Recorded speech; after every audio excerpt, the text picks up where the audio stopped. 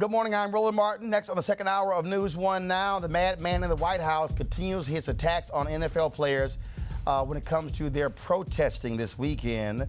I will tell you what he is saying even right now on Twitter. He doesn't give a damn about what's happening in Puerto Rico, where folks are literally dying. Doesn't care about what's happening in North Korea, but all he cares about is the NFL, and those players have responded. We, though, have not forgot about what's happening on Capitol Hill, where Republicans are still trying to throw out the Affordable Care Act. We'll break down what they're doing now and essentially how they're trying to bribe senators for their votes to do so. And so we'll talk to one of the top healthcare experts in the country. Also in this hour, students at Howard University protest former FBI Director James Comey during his commencement speech. We'll show you some of that as well. Far-right Breitbart executive Steve Bannon, the guy who's had that site, supports the alt-right, those white supremacists. He's going to be speaking at a conference or a summit dealing with black entrepreneurship. We'll talk with Raynard Jackson, who's behind this. Y'all might want to really tune in for that conversation. Plus, Dr. Ian Smith is also trying to get folks to cut the sugar out of their diet, contributing to obesity. And we remember Charles Bradley, the man best known as the Screaming Eagle of Soul, who has died. Plus, one of the hidden figures, honored by NASA. All of that. Time to bring the funk. News One Now on TV One.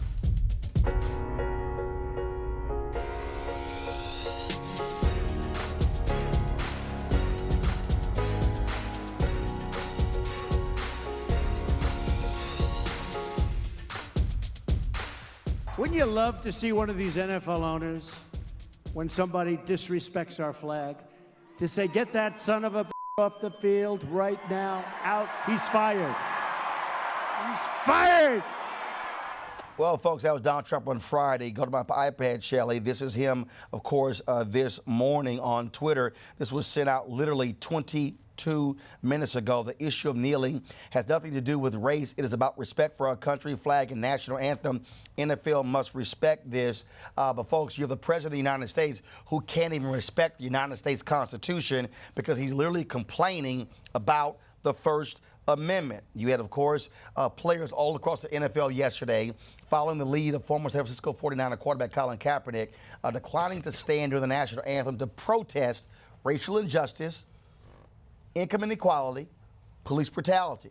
Don't forget, last week, 4 NFL players, including Malcolm Jenkins of the Eagles, Michael Bennett of the Seattle Seahawks, they sent a 10-page memo to Roger Goodell in the NFL asking for a month dedicated to social activism, as well as calling for the NFL and its 32 teams to deal with these issues. This, folks, is not, let me repeat, this is not a protest devoid of asks, not a protest devoid of issues. It is very clear what they're asking for.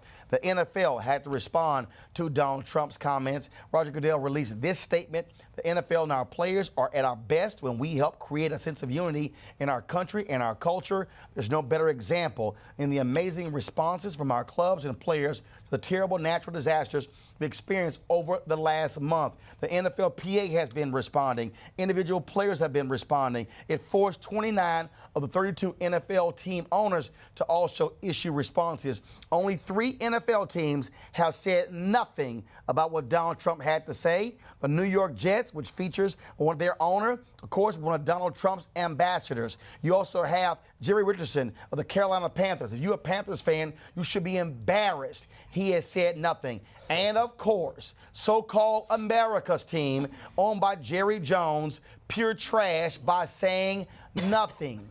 Now, I got folks tweeting me saying, oh, maybe Jones will say something tonight. Well, guess what? He ain't said jack on Saturday. He didn't say jack on Sunday, so we'll see if he says anything. But this is what happens when you're a coward and you won't call out folks who make those kind of ridiculous comments. And again, also, Trump is tweeting supporting NASCAR, saying their fans, oh my goodness, how they are doing this thing right. The same sport that embraces the Confederate flag. We're going to have more coverage of this on tomorrow as well, folks. Talking to former players, talking also about what's next when it comes to this protest on the issues. Now, while Donald Trump is tweeting about that, He's ignoring what's happening in Puerto Rico, devastated by hurricanes. He's also ignoring how his repeal effort of the Affordable Care Act is falling apart on Capitol Hill. Maybe he was simply trying to change the story because he knew he was going to get nailed. Republicans, though, are desperately trying to cut deals to get this Graham-Cassidy bill passed. So far, they cannot muster the votes needed to pass this unpopular bill to repeal and replace the Affordable Care Act. On Friday, Senator John McCain of Arizona said he would not vote for the bill because there were too many unknowns. Guess what happened? Trump attacked him on Friday. They're trying to cut deals with Alaska Senator Lisa Murkowski, literally saying, we will let y'all keep the Affordable Care Act, but everybody else can't keep it. I'm sorry. I thought it was bad. Now they're trying to cut deals to give money to states like Maine to essentially get the vote of Susan Collins. Let's go to our guest right now, of course, who knows this healthcare stuff quite well.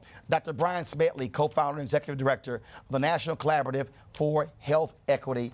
Doc, when you see this, they are desperate to pass something to give their supporters, saying, we promise you this, but you have literally the entire medical establishment, nonprofits, hospital associations, 50 state Medicaid directors completely against this. We always hear them say, they told Obama, listen to your generals, listen to your healthcare experts. That's right. I mean, this is the worst of all of the Republican options that have been offered to repeal and replace Obamacare. Lots of Republicans don't like it. It's clear that the American people don't like it. 56% of those polled opposed Graham-Cassidy. It's clear that this is a desperate attempt to appease the donor base of this party. Now, what's happened is we haven't had hearings. We don't have a CBO score. We do have a strong indication based on previous bills that up to 32 million people could lose their insurance. The protections that consumers have been afforded under the Affordable Care Act, otherwise known as Obamacare, would be obliterated. We are going back to an era where financial risk goes back to working families, which could further imperil our economy and working families around the country. What's also interesting, again, I remember when they criticized President Obama for the, quote, Cornhusker deal and these other efforts. I mean, they literally said to Lisa Murkowski, now, y'all in Alaska, y'all can keep the Affordable Care Act. I'm sorry, I'm going to use their phrase for one time. Y'all can keep Obamacare, but the other 49 states, we'll get rid of it. That's right. The hypocrisy is unbelievable. And it's worth noting, and I applaud you for pointing this out, Roland, this bill is not dead. They are still negotiating even as we speak, offering dollars to Maine, to Alaska, to other states where senators are waffling. I think we're going to see more senators waffling when they see how unfair these deals are to allow some states to have a disproportionate share of these funds. It's also worth noting that, of course, under Graham-Cassidy, dollars flow from states that did the right thing by expanding Medicaid to states that did the wrong thing and did not take advantage of the Affordable Care Act's provisions. Kentucky Senator Rand Paul, who wants a complete repeal bill, this is what he had to say about this effort.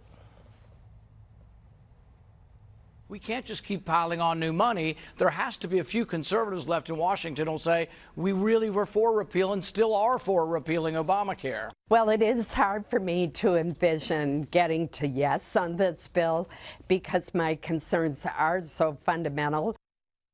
All right, folks, now let me play this here. When he wasn't complaining about the NFL, here was 45 whining about this bill. Yeah, I mean, I've been watching for 7 years as the Republicans have been saying repeal and replace. Then you have John McCain voting no for whatever reason. And by the way, Arizona is one of the biggest beneficiaries. Even the governor, Ducey, is totally in favor of it. It's also great for Maine. It's also great for Alaska. Every state you're talking about, it happens to be particularly good for it. So I don't know what they're doing, but you know what? Eventually we'll win, whether it's now or later. It is hilarious, Eugene, how he argues it's good for every state when literally American Cancer Society, American Heart Association, American Lung Association, the March of Dimes, I can go on and on, the hospital associations, the 50 state Medicaid directors, all of these folks, the insurance industry is, it's like, I don't recall ever Everybody's united. seeing this, unprecedented, this level of opposition by the healthcare industry to a healthcare bill. Yeah, I mean, it is unprecedented. Typically have one side put against the other, but this is the one time where everybody's on the same page saying, okay, this is just unitedly bad. I'm not a fan of Obamacare. I'm not a fan of the taxes that came with Obamacare. I'm not a fan of the restrictive access that has come with Obamacare, the skyrocketing premiums. But by the same token, I think this is a bad bill. I think if we're going to do actual health care reform, we need to do actual health care reform that increases access and lowers the cost. Not just that puts people, that gives them health care. Wow. What we toured around with, as a country, we toured around with is finding different ways to actually pay for insurance instead of actually dealing with health care access and health care delivery. And you'll notice that nothing that the president said in that statement had anything to do with health care policy. He doesn't know health care policy at all. It had to do with we've done this for 7 years, so we have to do it. That's been the argument on the Republican side for most of the year. So it's not a policy argument at all. It's not let's cover people, because of course they don't want to cover people. I don't know why they just don't come out and say, hey, we're not interested in covering people. At least Rand Paul has the guts to effectively say that. But now basically they're hell-bent on embarrassing themselves, because trying to repeal Barack Obama is more important than people's safety and people's health. That's what this comes down to. I guess the bigger question is, what is the end goal? Is it the repeal and replace, or do the Republicans truly know with the impact of their bill? I mean, there have been so many numbers thrown out. There's been 20 million, 32 million, all of these different. But there doesn't seem to be any defined end goal for this bill. The end goal is the president in the Rose Garden bragging that he repealed something Barack Obama did. That's what it is. That's the end goal. The end goal. That's it. I'm saying the end goal for health care coverage. But here's the deal, though. They don't care about that. No. This is purely, Brian, about throwing this out because they want to absolutely erase this as President Barack Obama's signature achievement. Yeah, and this is purely ideological. Let's face it. For generations, this party has wanted to overturn Medicaid as an entitlement. Graham Cassidy would do that. They would accomplish exactly what they're trying to do by ensuring that we cap Medicaid so that it only becomes available to those in absolute desperate straits. So we got to decide whether health care is something we want to be accessible to people as a human right. And this is the fundamental conversation that we're starting to have in this country. And for that, I'm very glad that we're having this conversation. And what's amazing is some of the sickest people in America are these broke white voters who vote for the Republican Party. Right. Do understand that Congressman Jim Clyburn has something called the Clyburn Amendment, where he wants, any bill for 10% of federal funds to go to counties where 20% or more of the people have lived below the poverty line for 30 years. 2/3 of all of those counties are in Republican districts. Yes. This is who this bill impacts. 16 of the 30 states that Trump won would lose federal money under this legislation. Now, why you're interested in that, I have no clue. But it's about erasing the black guy. Period. And it's about erasing the black guy. All reason goes out the window.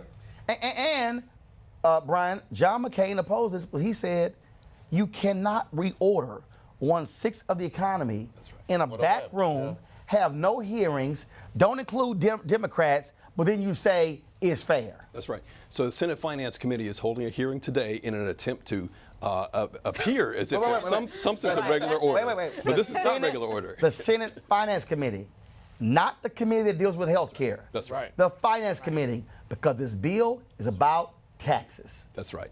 That's correct. And so, again, what this does is it shifts the financial risk from the federal government to states.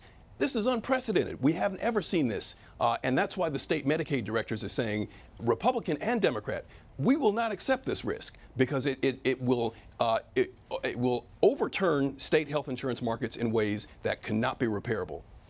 Dr. Smedley, we appreciate it. Thanks a lot. Thank you. When we come back, Howard University students protest the former director of the FBI, James Comey, when he gave the commencement speech. We will show you what took place. Plus, Steve Bannon. Yeah, that Steve Bannon, who recently stepped down from Donald Trump's top advisor. He is going to be the top speaker at a black GOP Super PAC event to discuss black entrepreneurship. We're going to have the organizer of that, Raynard Jackson. Oh, I can't wait. You know, the same Raynard Jackson who said voter suppression isn't real. Can't wait to hear this explanation. 15 after the hour, News 1 9 TV 1.